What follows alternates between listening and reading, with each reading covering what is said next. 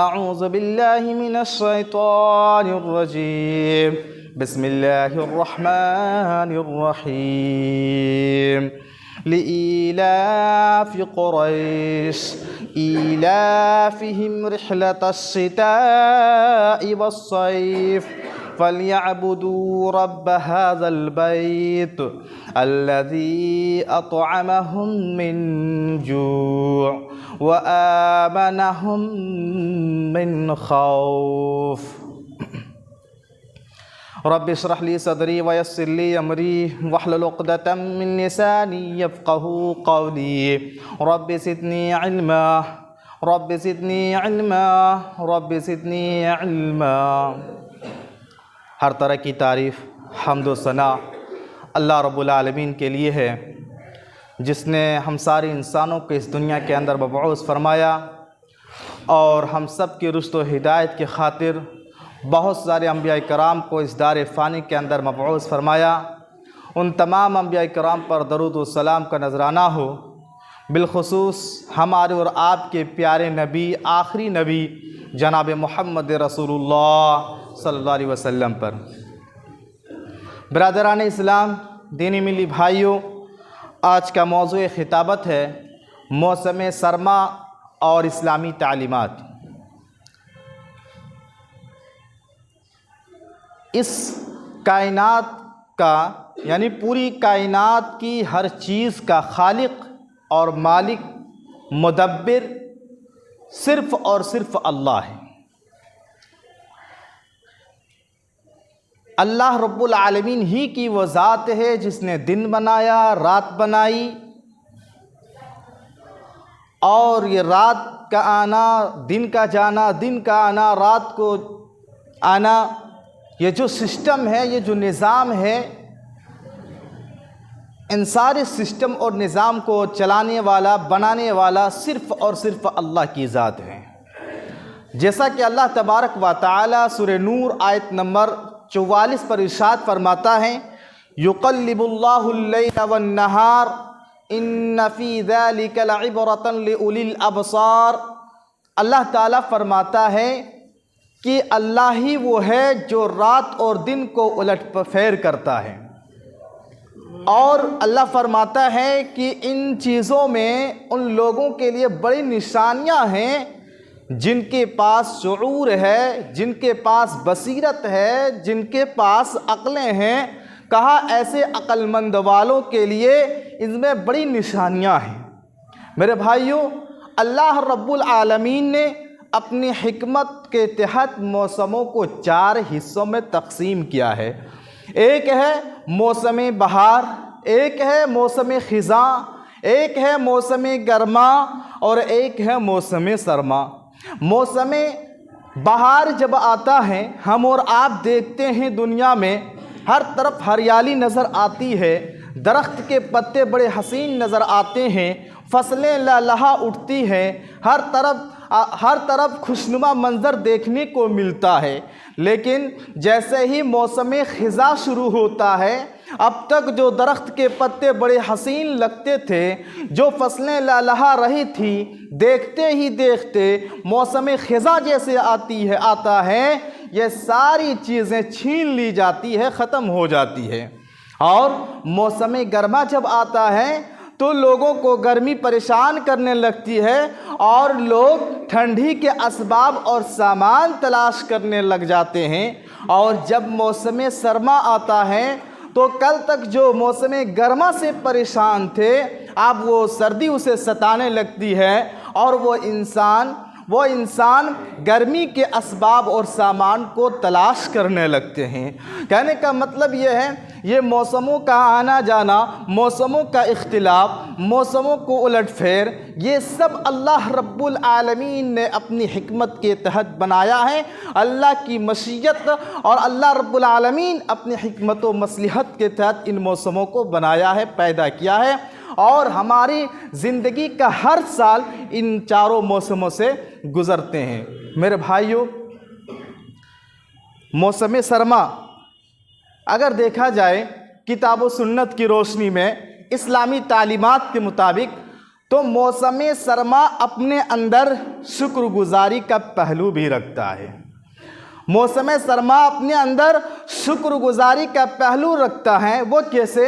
اس لیے کہ آپ دیکھتے ہیں کہ کتنے ایسے لوگ ہیں، کتنے ایسے تاجر ہیں، کتنے ایسے کاروباری لوگ ہیں جو گرم کپڑوں کی تجارت کرتے ہیں اور ان چیزوں کی تجارت کرتے ہیں جو انسان کو ٹھنڈی میں گرمی فراہم کر سکے۔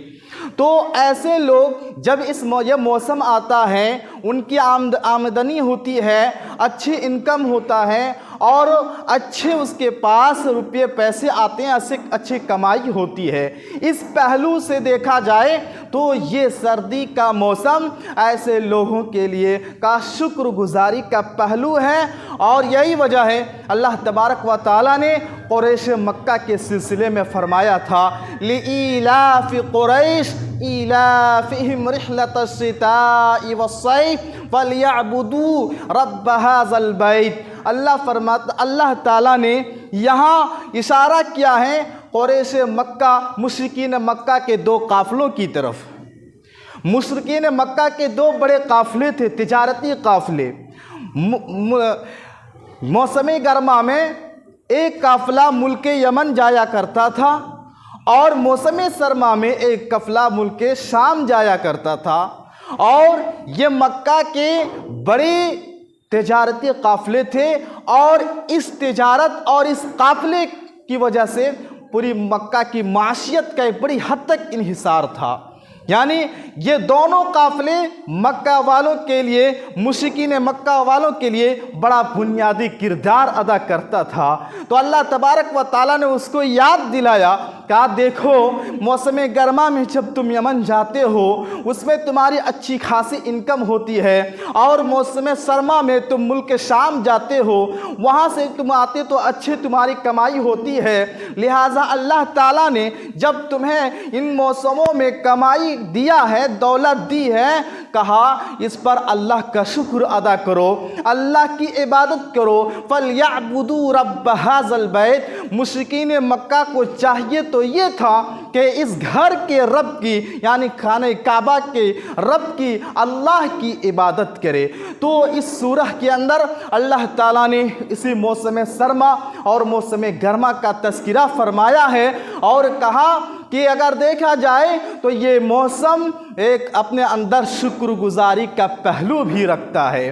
اسی طرح میرے بھائیوں، موسم سرما ایک مومن کے لیے، اللہ والوں کے لیے، نیک بندوں کے لیے، عبادت گزار بندوں کے لیے بہت بڑی غنیمت کا سامان ہے۔ موسم سرما وہ لوگ جو اللہ رب العالمین سے اپنا رشتہ مضبوط کرنا چاہتے ہیں، وہ لوگ جو اللہ کی قربت حاصل کرنا چاہتے ہیں، وہ لوگ جو اللہ کا محبوب اور پسندیدہ بندہ بننا چاہتے ہیں، کہا ایسے لوگوں کے لیے سردی کا موسم موسم بہار سے کم نہیں ہے، نیکیوں کا موسم ہے۔ ایسے عبادت گزار بندوں کے لیے، ایسے مومنوں کے لیے حدیث دیکھیے، مسند احمد کی حدیث ہے، اللہ کے رسول صلی اللہ علیہ وسلم فرماتے ہیں الشتاء ربیع المومن، الشتاء ربیع المومن۔ اللہ کے رسول فرما رہے ہیں کہ مومنوں کے لیے یہ سردی کا موسم موسم بہار ہے، موسم بہار ہے۔ کیوں؟ کہا قصر نہارہ، اس کے دن چھوٹے ہوتے ہیں، اس کے دن چھوٹے ہوتے ہیں، فصام، تو مومن اس میں روزہ رکھتا ہے، اور اس کی راتیں لمبی ہوتی ہیں، فقام، تو مومن اس میں قیام اللیل کرتا ہے، تہجد کا اہتمام کرتا ہے۔ اور حضرت عمر بن خطاب رضی اللہ عنہ فرمایا کرتے تھے الشتاء غنیمت العابدین، کہ عبادت گزار بندوں کے لیے یہ سردی کا موسم موسم بہار سے کم نہیں، غنیمت کا سامان لے کر یہ موسم آتا ہے، اور ان کے لیے بڑی غنیمت ہے۔ مومن کو چاہیے کہ اس سے فائدہ اٹھا لیں، اس کو غنیمت جانتے ہوئے بھرپور فائدہ اٹھا لیں۔ اور صحابہ کرام کے زمانے میں جب اس طرح کے موسم سرما آتا تو کہا کرتے تھے لوگوں اے مسلمانوں دیکھو تمہارے لیے نیکیوں کا موسم آ گیا ہے، موسم بہار آ گیا ہے، لہٰذا تم اس سے فائدہ اٹھاؤ۔ روزے کے لیے دن چھوٹے کر دیے گئے ہیں اور عبادت گزار بندوں کے لیے راتیں لمبی ہو گئی ہیں، تم قیام کرو، تہجد کا اہتمام کرو اور اس موسم سے خوب فائدہ اٹھاؤ۔ کہنے کا مطلب یہ ہے کہ یہ سردی کا جو موسم ہے مومن بندوں کے لیے نیکیوں کا موسم ہے، موسم بہار ہے۔ میرے بھائیوں آپ دیکھیے ان ایام میں، سردی کے ایام میں دن چھوٹے ہیں، بآسانی سے روزے رکھ سکتا ہے انسان، کوئی دقت نہیں، کوئی مشکل نہیں، بہت آسانی کے ساتھ انسان روزے رکھ سکتا ہے۔ لیکن آج ہماری حالت یہ ہے، ہم مسلمانوں نے صرف رمضان ٹو رمضان کو سمجھ لیے کہ روزہ رکھنا ہے۔ ہم آج مسلمانوں کی ذہنیت یہ ہے کہ ہمیں صرف اور صرف رمضان میں روزے رکھنا ہے، اس کے علاوہ مسلمانوں کے لیے اور کوئی روزہ نہیں ہے۔ نہیں میرے بھائیوں، ایسی بات نہیں ہے، ایسی بات نہیں ہے۔ پیارے نبی صلی اللہ علیہ وسلم کا عمل دیکھیے، پیارے نبی صلی اللہ علیہ وسلم ہر سوموار کو، ہر پیر و سوموار کو، ہر جمعرات کو اور مہینے کے 3 دن، چاند کی 13ویں 14ویں 15ویں تاریخ جنہیں ایام 20 کہا جاتا ہے، اللہ کے رسول صلی اللہ علیہ وسلم ہر مہینے یہ روزے رکھا کرتے تھے، ہر مہینے یہ روزہ رکھا کرتے تھے۔ تو کہنے کا مطلب یہ ہے کہ یہ موسم سرما ایسے مومن بندوں کے لیے بڑی غنیمت کا سامان ہے، بہت آسانی سے انسان روزہ رکھ سکتا ہے۔ اور یہ ذہنیت سے ہٹا دو کہ ہمیں صرف اور صرف رمضان میں روزے رکھنا ہے، نہیں، ان نفلی روزوں کی بھی بڑی فضیلت ہے، ان نفلی روزوں کو بھی رکھا کیجئے تاکہ ہمارے عمل سنت کے مطابق ہو اور ہم روزہ رکھتے بھی رہیں۔ لیکن صرف رمضان سے رمضان ٹو رمضان جو روزہ رکھنے کی ذہنیت ہے اس کو ہٹا دیجئے، نفلی روزے بھی رکھنے کی عادت ڈالیے۔ اسی طریقے سے ایک مومن کے لیے یہ غنیمت کا سامان اس لیے بھی ہے سردی کا موسم کیونکہ راتیں لمبی ہوتی ہے، راتیں لمبی ہوتی ہے، انسان بآسانی سے قیام اللیل کر سکتا ہے، تہجد کی نماز پڑھ سکتا ہے، نیند بھی پوری ہو سکتی ہے۔ اسی لیے کہا ایسے مومن بندوں کے لیے بہت بڑی غنیمت کا سامان ہے سردی کا موسم۔ میرے بھائیوں، راتوں کو اٹھ کر نماز پڑھنا، تہجد کا اہتمام کرنا، قیام اللیل کا اہتمام کرنا، یہ متقی لوگوں کا شیوا رہا ہے، یہ مومن بندوں کا شیوا رہا ہے، یہ سلف صالحین کا شیوا رہا ہے، اللہ سے ڈرنے والے بندوں کا شیوا رہا ہے۔ راتوں میں اٹھ کر اللہ کی عبادت کرتے تھے، اللہ کے سامنے روتے، اللہ کے سامنے گڑ گڑاتے، گرم گرم بستروں کو چھوڑ کر اللہ کے سامنے سجدہ ریز ہوتے تھے۔ خود پیارے نبی صلی اللہ علیہ وسلم کا عمل دیکھیے، پیارے نبی صلی اللہ علیہ وسلم کا عمل دیکھیے۔ اللہ کے نبی صلی اللہ علیہ وسلم راتوں میں اٹھتے، قیام اللیل کرتے، تہجد کی نماز پڑھتے اور اتنا لمبا قیام کرتے، حدیثوں میں آتا ہے کہ آپ صلی اللہ علیہ وسلم کا پاؤں مبارک پھول جایا کرتے تھے، آپ کے پاؤں میں ورم آ جایا کرتے تھے۔ اللہ کے رسول صلی اللہ علیہ وسلم سے پوچھا، اللہ کے رسول آپ تو بخشے بخشائے ہیں، آپ کے گناہ تو معاف کر دیے گئے ہیں، آپ کے اگلے پچھلے سارے گناہ معاف کر دیے گئے ہیں، پھر بھی آپ راتوں میں اٹھ کر اتنا لمبا قیام کرتے ہیں، اتنی دیر تک نمازیں پڑھتے ہیں، آپ اس قدر تہجد کا اہتمام کرتے ہیں۔ اللہ اکبر۔ پیارے نبی صلی اللہ علیہ وسلم نے کیا جواب دیا؟ پیارے نبی صلی اللہ علیہ وسلم نے کہا، کیا میں اللہ کا شکر گزار بندہ نہ بنوں؟ اللہ اکبر، اللہ اکبر۔ اللہ کے نبی صلی اللہ علیہ وسلم کے سارے گناہ معاف، اس کے باوجود بھی راتوں میں اٹھ کر لمبی لمبی نمازیں پڑھ رہے ہیں، پاؤں میں ورم آ جایا کرتے تھے۔ اور آج ہم اسی نبی کے ماننے والے ہیں، آج ہماری زندگی کیسی ہے؟ آج ہم نبی صلی اللہ علیہ وسلم کے طریقے پر کیا ہم نے نماز پڑھ رہے ہیں؟ کیا نبی کے طریقے کے مطابق ہماری زندگی گزر رہی ہے؟ میرے بھائیوں، تو ضرورت اس بات کی ہے کہ اس موسم سے بھرپور فائدہ اٹھائیں۔ کتنے لوگ ایسے ہیں جو یہ کہتے، آپ سنتے بھی ہوں گے کہ آج رات میری آنکھ 2 بجے کھل گئی، کوئی کہتا ہے آج میری رات 3 بجے کھل گئی، 4 بجے سے میں بیدار ہوں، نیند پوری ہو چکی ہے، 2:30 بجے آنکھ کھل گئی، اور کوئی یہاں تک کہتا ہے کہ میں بستر پر لیٹے لیٹے اذان بھی سن رہا ہوں۔ لیکن کیا کہیں کہ ایسے لوگ بہت افسوس ہوتا ہے کہ اذان سن رہے ہیں پھر بھی بستر چھوڑنا نہیں چاہتے اور اللہ کے گھر کی طرف آنا نہیں چاہتے۔ میرے بھائیو، رات میں آنکھ کھل جا رہی ہے، اٹھو، گرم نرم بستروں کو چھوڑو اور وضو کرو۔ اور آج ماشاءاللہ گرم پانی کے لیے سوچنا نہیں پڑتا انسان کو، چند منٹ میں، چند سیکنڈ میں گرم پانی میسر۔ اس کے باوجود بھی یہ کاہلی، اس کے باوجود بھی یہ سستی۔ اللہ رحم فرمائے۔ آپ دیکھیے کتنے لوگ ہیں جو یہ کہتے ہوئے سنتے ہوں گے کہ رات میں اتنی بجے آنکھ کھل گئی۔ میرے بھائیو، اگر ایسا ہو رہا ہے، اٹھو، بستروں کو چھوڑو، وضو کرو اور اللہ کی عبادت میں لگ جاؤ، اللہ کی عبادت میں لگ جاؤ۔ مانگو اللہ سے جو کچھ مانگنا ہے، اس لیے کہ رات کا جو آخری پہر ہوتا ہے یہ دعاؤں کی قبولیت کا وقت ہے۔ اللہ رب العالمین آسمان دنیا پر آتا ہے، صحیح حدیثوں میں ہے اللہ تعالی ہر رات آسمان دنیا پر آتا ہے اور اللہ کہتا ہے کوئی مجھ سے مانگنے والا مانگے میں اسے دوں، ہے کوئی گناہوں سے معافی مانگنے والا مجھ سے مانگے میں اسے بخش دوں گا، میں اسے معاف کر دوں گا۔ اللہ اکبر! اللہ کتنا بڑا غفور الرحیم ہے، آپ اندازہ کیجئے۔ اللہ خود کہہ رہا ہے آؤ مجھ سے مانگو میں تمہیں دوں گا، مجھ سے بخشش طلب کرو میں تمہیں بخش دوں گا۔ لیکن ہم انسان خواب غفلت میں سوئے رہتے ہیں، ہم آج خواب غفلت کے نیند میں سو رہے ہیں۔ میرے بھائیو، اٹھو، اگر ایسا موقع ملتا ہے آپ اپنے رب سے اپنی پریشانیوں کا حل کے لیے مانگیں، دعائیں کریں۔ آپ کی زندگی میں کیا پریشانی ہے؟ آپ کے گھریلو کوئی پریشانی ہے؟ آپ کی زندگی میں کوئی ٹینشن ہے؟ آپ کے ساتھ کوئی ایسا معاملہ چل رہا ہے جس کی وجہ سے آپ پریشان ہیں؟ اٹھو، اٹھو، رات کے آخری پہر اٹھو۔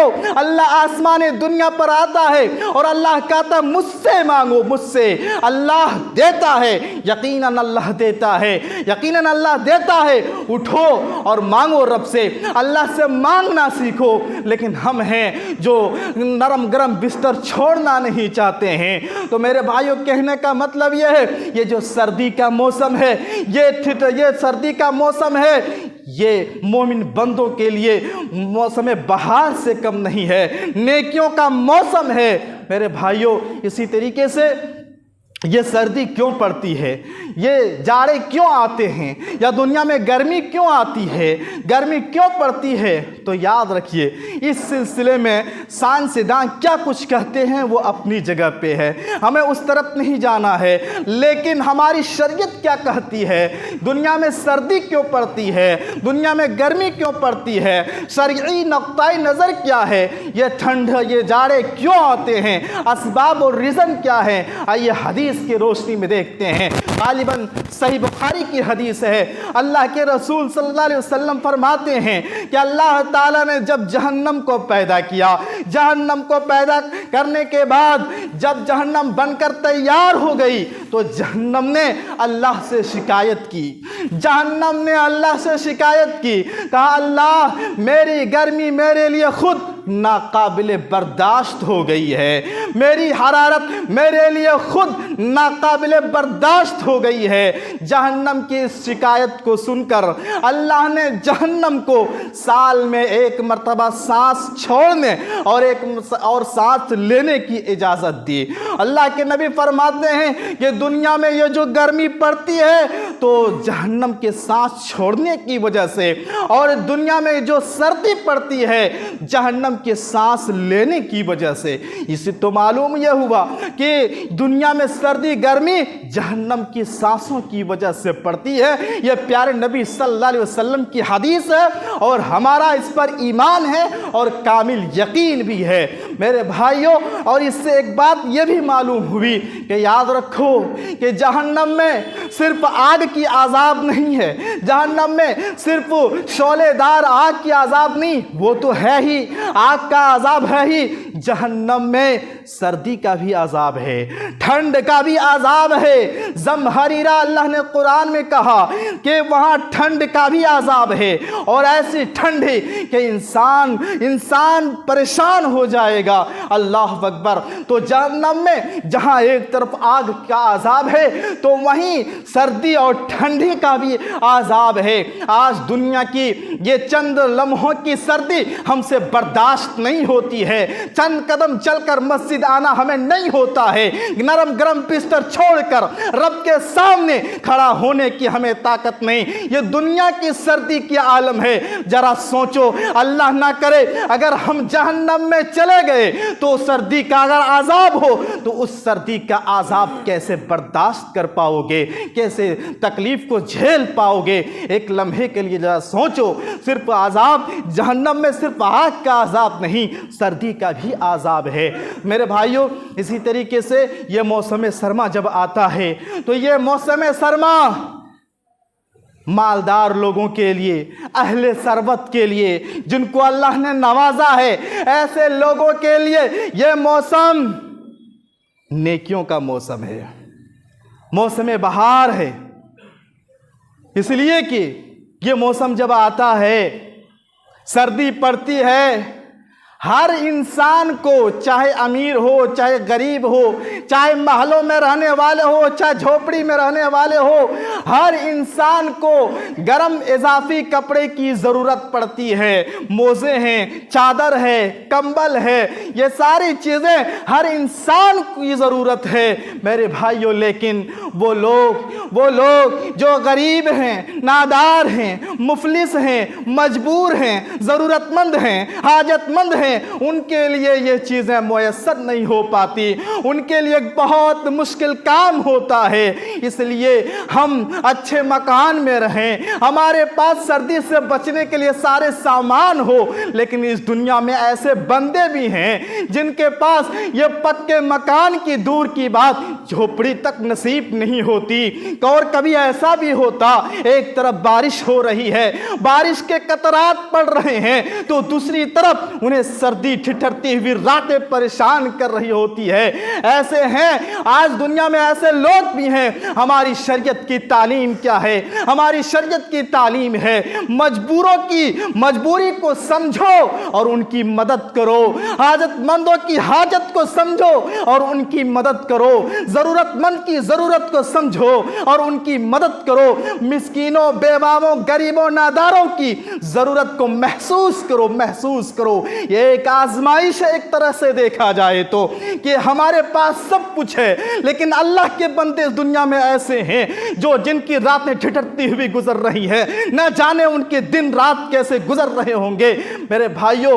تو اللہ نے جن کو نوازا ہے، اللہ نے جس کو نوازا ہے، اٹھائیں فائدہ اس موسم سے، کمبل تقسیم کریں، چادروں کو تقسیم کریں، موزے، سوٹر، جو آپ سے استطاعت ہو سکے غریبوں، مسکینوں، مجبوروں تک پہنچائیں، ان کی مدد کریں۔ اور ماشاءاللہ آج کچھ لوگ ایسے ہیں بھی جو راتوں میں اٹھتے ہیں اور کمبل چادر لیے پھرتے ہیں، جب دیکھتے ہیں کوئی غریب کہیں کھڑا ہے، سویا ہے، اس پر کمبل ڈال کر چلے آتے ہیں۔ تو کہنے کا مطلب یہ ہے کہ اسلام کی تعلیم یہ ہے، مجبوروں کی مجبوری کو سمجھو، مسکینوں، ضرورت مندوں، غریبوں، بیواؤں کا خیال رکھو، میں اچھا رہوں، میری فیملی اچھے رہے۔ بس صرف اتنا ایک مسلمان کی سوچ نہیں ہو سکتا۔ جو آج اکثر مسلمانوں کی سوچ ہے کہ میں اچھا رہوں، میری فیملی اچھے رہے، باقی دنیا میں کیسے کیسے لوگ ہیں ہمیں اس سے کوئی مطلب نہیں۔ ایک مسلمان کی یہ سوچ نہیں ہو سکتا، ایک مومن کا یہ کردار نہیں ہو سکتا۔ ایک مسلمان دوسروں کی ضرورت کو خود محسوس کرتا ہے، تھوڑی دیر کے لیے اپنے آپ کو وہاں رکھتا ہے کہ اگر میں اس جھوپڑی میں ہوتا, اگر اس جگہ پہ میں ہوتا جہاں وہ بندہ ٹھٹر رہا ہے, ان کے پاس نہ چادر ہے نہ کمبل ہے, اگر میں ہوتا تو مجھے کیسا فیلنگ ہوتا. ایک مسلمان دوسروں کو اپنی جگہ رکھ کر احساس کرتا ہے اور ان کی ضرورت کو پوری کرتا ہے. تو کہنے کا مطلب یہ ہے کہ اس سردی کے موسم میں مالدار لوگوں کے لیے, اہل ثروت کے لیے جن کو اللہ نے نوازا ہے, ایک بہترین موقع ہے کہ ضرورت مند کی ضرورت کو پورا خیال رکھیں, پوری کی جائے. اور آخر میں ایک بات بتا کر اپنی بات ختم کروں گا. دیکھیے سردی کے موسم میں عام طور پر جو مسئلہ درپیش آتا ہے وہ ہے موزوں پر مسح کرنے کا مسئلہ. ویسے گرمی میں بھی کوئی موزہ پہنتا ہے تو مسح کر سکتا ہے, کوئی اس میں حرج نہیں, لیکن زیادہ تر لوگ چونکہ سردی میں موزے کا استعمال کرتا ہے تو یہ مسئلہ زیادہ درپیش آتا ہے. آئیے جانتے ہیں اس تعلق سے. موزے پر مسح کرنے کے لیے 4 شرطیں ہیں. کتنی شرطیں ہیں؟ 4 شرطیں. پہلی شرط یہ ہے کہ موزہ پاکی کی طہارت کی حالت میں پہنی جائے, یعنی وضو کے بعد پہنی جائے, وضو کے بعد موزہ پہنی جائے. دوسری شرط یہ ہے کہ موزے پاک ہو, ناپاک موزے پر مسح نہیں ہوتا. اور تیسری شرط یہ ہے مسح حد سے اصغر کے لیے, یعنی اگر انسان کے اوپر غسل واجب ہے تو پھر موزے پر مسح نہیں ہو سکتا. اور چوتھی شرط ہے کہ مسح وقت مقررہ تک کے لیے ہے, اور شریعت نے وقت کو بتا دی ہے. ایک انسان جو اپنے گھر میں ہے, اپنے علاقے میں ہے, جو مقیم ہے, شریعت نے کہا اس کے لیے 1 دن 1 رات موزے پر مسح کرنے کی اجازت ہے, 24 گھنٹے. اور جو سفر میں ہیں, مسافر ہیں, کہا 3 دن اور 3 راتیں ان کے لیے اجازت ہے کہ موزوں پر مسح کر سکتا ہے. میرے بھائیوں, موزوں پر مسح کرنے کا طریقہ کیا ہے؟ بہت لوگ اس میں غلطی کر بیٹھتے ہیں. موزوں پر مسح کرنے کا طریقہ یہ ہے کہ اپنے ہاتھ کو بھگوئیں اور پاؤں کے جو اوپری حصہ ہے, اوپری حصہ انگلی سے شروع کرتے ہوئے پنڈلی تک لے آئیں. انگلی سے شروع کرتے ہوئے پنڈلی تک لے کے آئیں. ایک بار کر لیے کافی ہے. اور پاؤں کے نچلے طرف مسح کی کوئی ثبوت نہیں ملتا, اس لیے اللہ کے رسول نے جیسا عمل کیا ہے ہمیں ویسے کرنا ہے. ہماری عقل بھی یہ کہتی ہے کہ نہیں, نیچے کی طرف مسح کرنا چاہیے, لیکن نہیں, اللہ کے نبی نے اوپر پیر کے اوپری حصے پر مسح کیا ہے. تو آپ 1 مرتبہ بھی کر لیں, کافی ہے. ایک ہاتھ سے دائیں ہاتھ سے دائیں پاؤں, بائیں ہاتھ سے بائیں پاؤں بھگو لیں اور موزے کے اوپر, پیر کے اوپر سے موزے پر مسح کر لیں. یہ مسح کا طریقہ ہے. اللہ تعالیٰ سے دعا کیجئے اللہ تعالیٰ ہم سارے مسلمانوں کے لیے موسم سرما باعث خیر اور برکت بنائے, اور اس موسم سے ہر مسلمانوں کو خوب فائدہ اٹھانے کی توفیق دے. یا پروردگار, جب تک تو اس دنیا میں رکھ, ہمیں ایمان عقیدہ توحید پر زندہ رکھ, اور شرک بدعات بڑے چھوٹے ہر گناہوں سے تو پاک رکھ. اور جب ہم سب کا خاتمہ ہو تو عقیدہ توحید پر, کلمہ لا الہ الا اللہ پر ہمیں خاتمہ نصیب فرما.